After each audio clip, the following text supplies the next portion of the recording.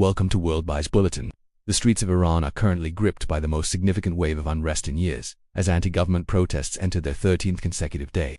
While the demonstrations have now taken on a broader political character, the fuse was lit in late December by a catastrophic collapse of the Iranian currency. What began as a desperate outcry over the disappearing Rial has since transformed into a nationwide challenge to the country's leadership, spreading from the university districts of Tehran to the industrial heartlands and remote provinces. The economic reality for the average Iranian has become untenable. In just a matter of weeks, the currency's value plummeted to record lows, effectively erasing the life savings of the middle class and sending the price of imported goods and basic staples through the roof. This financial freefall served as the final straw for a population already wary of systemic corruption and the perceived funneling of national wealth into regional conflicts rather than domestic infrastructure. There are several core drivers fueling this persistent unrest. The currency crisis. The rapid devaluation has made basic survival a struggle, with hyperinflation affecting everything from bread to medicine.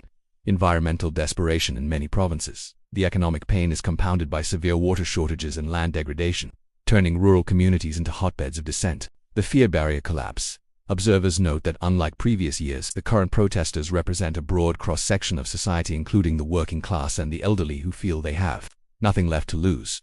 The government's response has been a mix of heavy-handed security crackdowns and attempts to shift blame onto foreign elements. However, with the protests showing no signs of slowing down despite internet blackouts and thousands of arrests, the clerical leadership faces an existential question. The demand from the streets is no longer just for cheaper bread or a stable rial, but for a fundamental shift in how the country is governed. Thank you for watching World Buzz Bulletin.